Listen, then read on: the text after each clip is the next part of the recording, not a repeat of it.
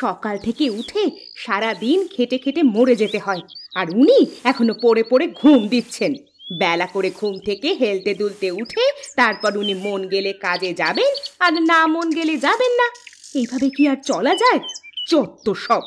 জীবনে কোনোদিন তো কিছু না চেয়ে পাওয়া যায় না। ভাগ্য করে একটা স্বামী পেয়েছিলাম, জীবন জ্বলে গেল আমার। বলি, ঘুম কি হলো নাকি সারাদিন পড়ে পড়ে ঘুমাবে? কি হলো গিন্নি? এই চোর ডাকাত পড়লো নাকি? তুমি এরকম করে চিৎকার করে উঠলে কেন? চিৎকার করবো না তো কি? সকাল কখন হয়েছে তার খেয়াল আছে? ওই একটা মাত্র জমিতে তো সারাদিন তুমি পড়ে থাকো। তা যাও, এবার জমিতে গিয়ে আমাকে উদ্ধার করো। যাচ্ছি গিন্নি, যাচ্ছি। সারাটা দিন তো জমিতেই কাটাতে হবে, আর একটু পর না হয়ে যাচ্ছি। তুমি কিছু খাবার দাবার প্রস্তুত করো। তোমার ফাই ফরমাস আমি খাটতে পারবো না। দরকার হলে নিজে করে খেয়ে নাও। সারা জীবন তোমার চাকরানিগিরি করার জন্য আমি প্রস্তুত নই। সকালবেলায় তোমার একটু ভালো করে কথা বলতে মন যায় না গিন্নি? সারাক্ষণ শুধু ঝগড়া করেই চলেছো।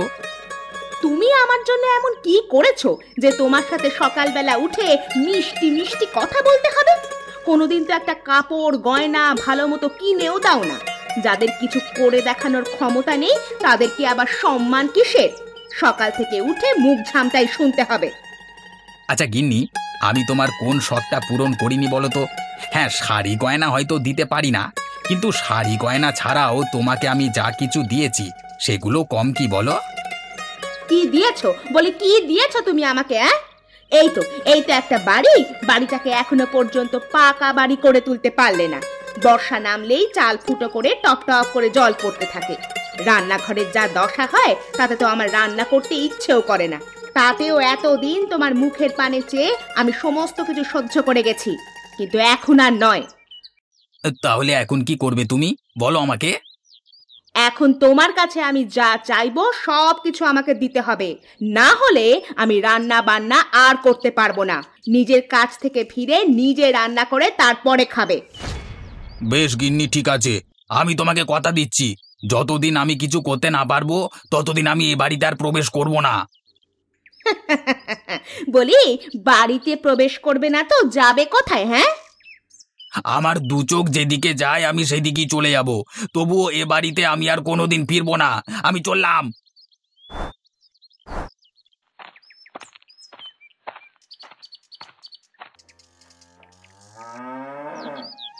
গিন্নি, বলি ও গিন্নি, কোথায় গেলে তুমি আবার?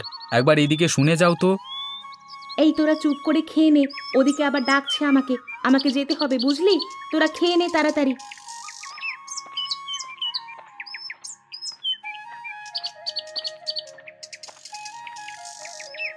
হ্যাঁ গো, তুমি কি ব্যবসায় যাবার জন্য প্রস্তুত হয়ে গেছো? হ্যাঁ গিন্নি, আমি প্রস্তুত। তুমি আমাকে দুটো খেতে দাও দেখি, খেয়ে দিয়ে আমি আবার ব্যবসার কাজে বের হব। আচ্ছা গো, তুমি বসো, আমি তোমার জন্য খাবার নিয়ে আসছি। হ্যাঁ গো, শোনো না, তোমাকে একটা কথা বলবো, যদি কিছু মনে না করো। হ্যাঁ, যা বলবে বলো, কিন্তু গিন্নি কোনো রকম বোকামি কিন্তু আমি পছন্দ করব না। অতএব আমার সাথে যা কথা বলবে সমস্ত কিছু ভেবে চিনতে বলবে।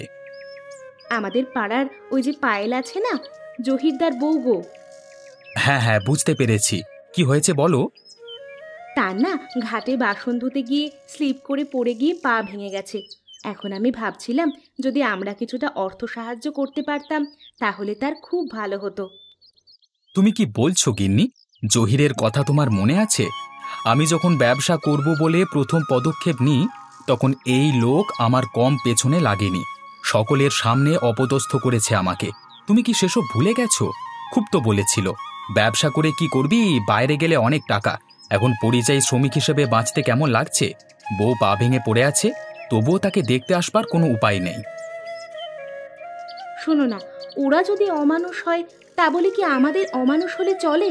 আমাদের তো বিপদের সময় সকলের পাশে থাকাটা দরকার। এই সময় যদি আমরা সাহায্য না করি তাহলে কি হবে বলো তো? আমি বুঝতে পারি না তোমার মনটা কি করে এত ভালো যে তোমার খারাপ সময় তোমার পেছনে হাসাহাসি করে, তুমি তাদের খারাপ সময়ে তাদের পাশে দাঁড়াতে চাও। তাও কি এই গ্রামের লোকেদের কোনো শিক্ষা হবে? তারা তো তোমার পেছনে তোমাকে নিয়ে অনেক কিছুই বলে, সেসব আমার সহ্য হয় না গিন্নি। আমি জানি ওরা কি বলে আমাকে নিয়ে। ওরা বলে যে আমি নাকি বোকা বউ, তাই তো? হ্যাঁ গিন্নি, সেটাই। আসলে আমাদের ভালো ওদের সহ্য হয় না। তার উপর তোমার এত ভালো মন, ওদিকে তো ওদের বিশেষ কাজকর্ম নেই। বটতলায় সারাদিন বসে গল্প করতে পারলে আর কিছু চায় না। ওরা ওরকমই গো, মানুষের খারাপ দেখতে পারলে আর কিছু চায় না। কিন্তু সব মানুষ তো আর সমান হয় না। ওরা যাই বলুক না কেন, তাতে আমার কিছুই যায় আসে না। তবে বিপদের দিনে আমাদের মানুষের পাশে থাকাটা অত্যন্ত প্রয়োজনীয়। ঠিক আছে গিন্নি, তুমি যা বলো সেটাই হবে। তোমাকে আজ পর্যন্ত আমি কিছুতে না করিনি আর করবও না। তোমার মতো গিন্নি পেয়ে আমার জীবনটা ধন্য হয়ে গেছে। যাও, তোমার যেভাবে সাহায্য করা প্রয়োজন পায়েলকে সেভাবেই সাহায্য করে এসো।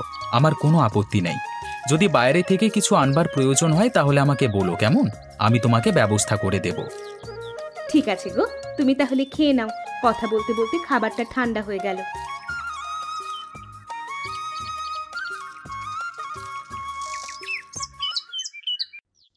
বুড়িমা, খুব লাগছে আমার পাটায়। একটু ব্যথা তো লাগবেই মা, পা ভেঙে গেছে বলে কথা। এই ব্যথা কি আর চট করে সারবে? আমাকে আয়ুর্বেদিকটা করতে দাও। একটু সহ্য করো মা, না হলে এই ব্যথা সারা জীবনেও যাবে না। পা ভেঙে বসে থাকতে হবে সারা জীবন। ব্যাস, এই যে হয়ে গেল। এরপর প্রত্যেক দিন এসে তোমার পায়ের পরিচর্যা করা আমার দায়িত্ব। কিন্তু বুড়িমা, আপনি যে আমার জন্য এত করছেন, আপনাকে দেওয়ার মতো আমার কাছে যে কিছুই নেই। আপনাকে যে কি বলে ধন্যবাদ দেব বুড়িমা। ধন্যবাদ দিতে হবে না মা, এটা আমার কর্তব্য। তুমি আমার গ্রামের একজন বউ মানুষ। তোমার পা ভেঙে পড়ে থাকলে চলে? তোমার সারা জীবনটা এখনো বাকি। তা তোমার কর্তাকে কি খবর পাঠিয়েছো? ওকে কি করে খবর পাঠাবো বুড়িমা? ও তো থাকে বাইরে। আর ওকে খবর পাঠালেও ও কাজ ফেলে এখানে আসবে সে আশা করা যায় না। হ্যাঁ রে মা, বাইরে কাজ করবার এই এক মুশকিল। আমাদের গ্রামে তো অনেক কাজ ছিল। সমীর তো নিজের কারখানা খুললো, সেখানে তো একটা কাজ নিতে পারতো, কিন্তু সেসব না করে এখন তো তোমাকে একা একা এখানে রেখেও যাওয়া যায় না। তোমার খাবার দাবারের ব্যবস্থা করতে হবে। রান্না বান্না করতে পারবে না তুমি। তোমার পা যতক্ষণ না ভালো হচ্ছে অন্য কোনো উপায় বের করতে হবে। কি উপায় পাবো বুড়িমা? আমার যে আশেপাশে কেউ নেই। আত্মীয় স্বজনরা যে এসে এখানে থেকে আমাকে সেবা শুশ্রূষা করবে সে আশা করা যায় না। তাদেরও নিজেদের সংসার পরিবার আছে। আমি একদমই অসহায় বুড়িমা। আরে বুড়িমা, আপনি এখানেই আছেন? ভালোই হয়েছে। পায়েল, কেমন আছো এখন বোন? আমি তোমার পড়ে যাওয়ার ঘটনাটা শুনলাম। পায়ে খুব আঘাত লেগেছে গো দিদি, পায়ের অবস্থা একদম ভালো না। আমি আয়ুর্বেদিক করে দিয়েছি। যত শীঘ্র সম্ভব সেরে উঠলে খুবই ভালো হয়। হ্যাঁ বোন পায়েল, তুমি ভালোভাবে বিশ্রাম নাও। তোমার সেরে ওঠাটা খুবই জরুরি।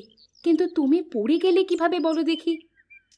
ঘরে এঁটো বাসনগুলো ধুতে নেমেছিলাম, কিন্তু ঘাটের পাথরগুলো যে এত শ্যাওলা হয়ে গেছে সেটা বুঝতে পারিনি। পা হড়কে সজোরে ঘাটের ওপর পড়েছিলাম। পাটা গিয়ে শানে লাগলো, তারপরেই এই অবস্থা। ইস, একটু অসাবধানতার জন্য কি থেকে কি হয়ে গেল বলো তো। আচ্ছা শোনো, তোমার দাদা বলেছেন তোমার কিছু দরকার হলে নির্দ্বিধায় আমাকে জানাতে।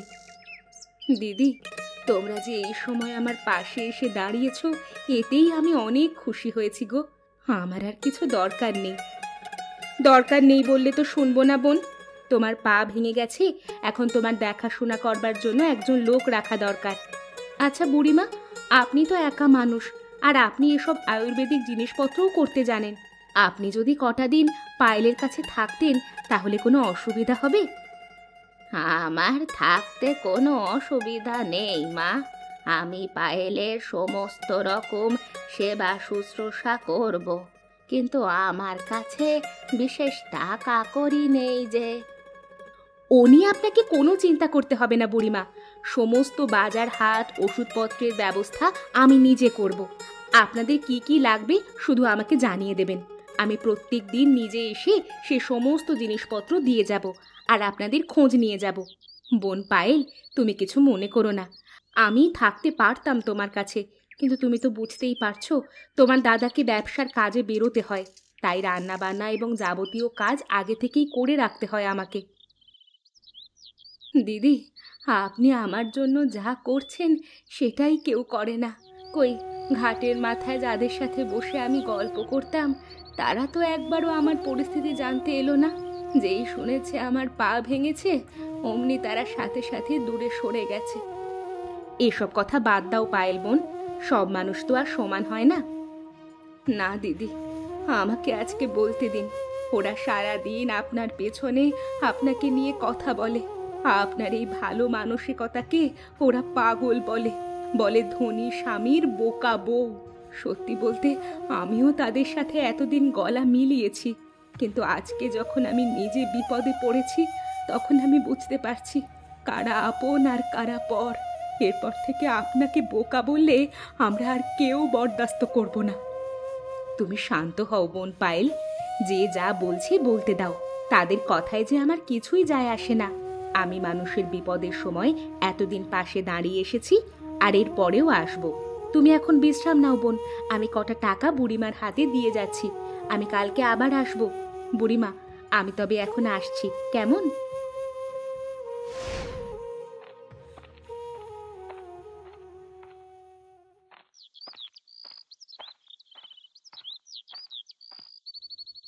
এ কি আপনি কে ভাই? আপনাকে তো এই গ্রামে আগে দেখিনি। কোথায় যাবেন? আমি কোথাও যাব না দাদা, ঘরে বইয়ের জ্বালায় আমি বাড়ি ছেড়ে চলে এসেছি। আমার ওই পাশের গ্রামই বাড়ি আর কি। সে কি, গিন্নির সাথে এমন মনোমালিন্য হলো যে আপনি ঘর ছেড়ে চলে এলেন? তা ব্যাপারটা কি? কি বলবো দাদা, আমার গিন্নি প্রচণ্ড লোভী। সব সময় এটা চাই সেটা চাই করে আমাকে ব্যস্ত করে তোলে। আমার তাকে তার সাধ্যমতো জিনিস দেওয়ার ক্ষমতা নেই বলে সারাদিন আমাকে উঠতে বসতে কথা শোনায়, উঠতে বসতে। তাই আমি রাগ করে বাড়ি ছেড়ে চলে এসেছি। আরে, বাড়ি ছেড়ে চলে আসাটা তো কোনো সমাধান নয়। তা আপনি কি কাজ করেন? আমার একখণ্ড জমি আছে, সেটাই চাষ করে আমি সংসার চালাই। কিছু মনে করবেন না দাদা, এ যুগে শুধু একখণ্ড জমি চাষ করে সংসার চালালে তো হয় না। এ যুগে চাহিদা আরো বেশি। যুগের সাথে তাল মিলিয়ে চলতে না পারলে সংসারে তো অশান্তি লাগবেই। এতে গিন্নিদের কোনো দোষ দেখছি না।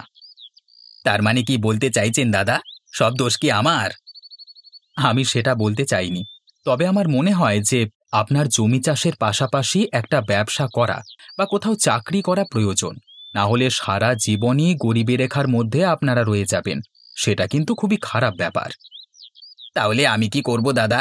আপনি কিছু একটা যুক্তি দিয়ে দিন। হ্যাঁ, যুক্তি দিচ্ছি, তবে এখানে না। আপনার তো সারাদিন কিছু খাওয়াও হয়নি। চলুন, আমাদের বাড়িতে খাবেন, চলুন। খেতে খেতে না হয় কথা হবে।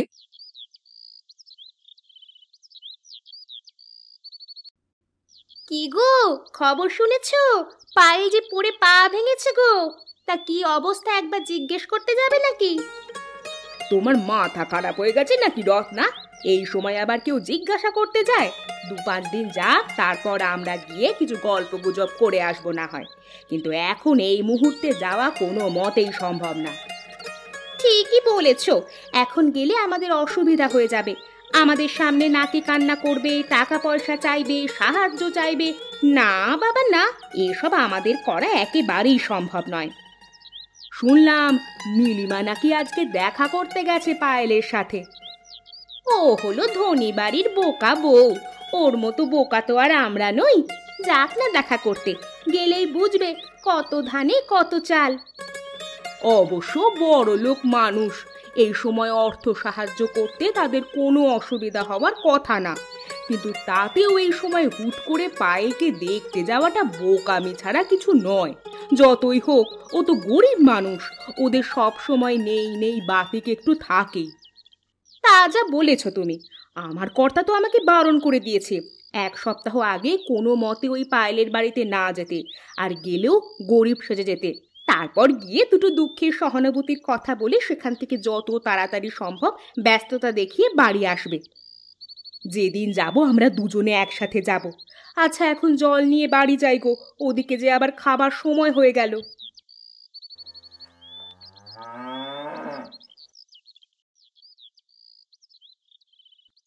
হ্যাঁ গো গিন্নি, পায়েলকে কেমন দেখলে তুমি? ওর পায়ের অবস্থা কি একদমই খারাপ? খুব খারাপ বলা যায় না, আবার খুব ভালোও বলা যায় না। আমাদের বুড়িমা গেছেন ওখানে, পায়েলকে আয়ুর্বেদিক করে দিয়েছেন।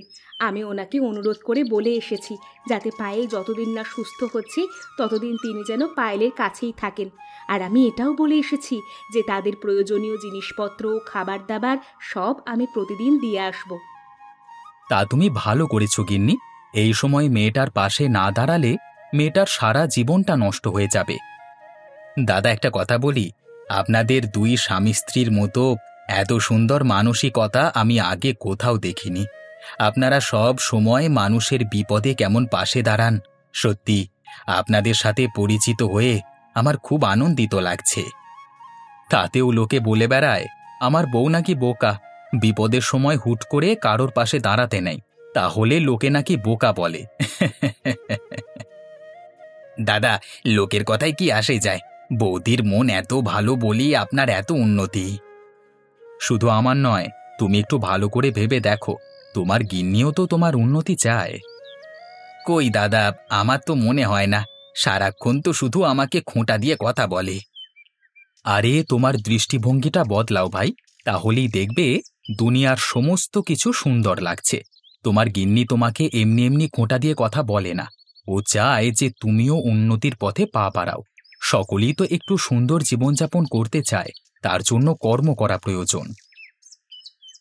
কিন্তু দাদা, আমি তো তোমাকে বললাম যে আমার ওই 1 খণ্ড জমি দিয়ে আমি আর কতটা সচ্ছল জীবনযাপন করতে পারবো, তার আন্দাজ তুমি কি করতে পারছো? সেই কারণেই বলছি, তুমি আমার পাট কারখানায় কাজে ঢুকে যাও, মাসের শেষে একটা মোটা টাকা মাইনে পাবে। দেখবে ধীরে ধীরে তোমাদের অবস্থাও সচ্ছল হয়ে উঠেছে, গিন্নির সব ইচ্ছে পূরণ করতে পারছো, ধীরে ধীরে নিজের উন্নতিও করতে পারছো। কিন্তু আমি কি পারবো দাদা? অবশ্যই পারবে, সবাই যখন পারছে তুমিও পারবে। শুধু একটু ধৈর্য ধরে সময় নিয়ে কাজ করতে হবে।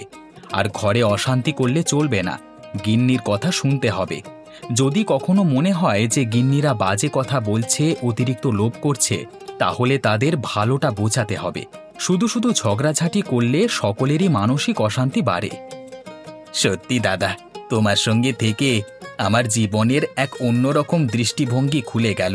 আমি সারা জীবন আমার গিন্নিকে লোভী ভেবে এসেছি, কিন্তু আসলে ও যে আমার উন্নতির জন্যই এসব কথা বলে সেটা আমি এতদিনে বুঝতে পারছি। সত্যি দাদা, ও যদি সত্যি লোভী হতো তাহলে তো আমার সাথে থাকতো না, কিন্তু ওর যত কষ্টই হোক না কেন ও আমার সাথেই থেকেছে, আমার পাশে থেকেছে। হ্যাঁ দাদা, আমার মতে বলে তোমার দাদা যে কথা বলল সেটা করো। তুমি তোমার দাদার পাটের কলের চাকরিটা নিয়ে নাও। বেশি কাউকে ফলাও করে বলবার দরকার নেই যে তোমার দাদা তোমাকে সাহায্য করেছে। শুধু চুপ করে নিজের দায়িত্বটা পালন করে যাও, দেখবে তোমার সংসার একদিন খুবই সুখের হবে। আর মাঝে মাঝে গিন্নিটিকে কিছু উপহার সামগ্রীও দেওয়াটা ভালো। গিন্নি, এই কথাটা তুমি আমার দিকে তাকিয়ে বললে, তার মানে তোমার কিছু উপহার নেওয়ার খুব ইচ্ছে হয়েছে, তাই তো?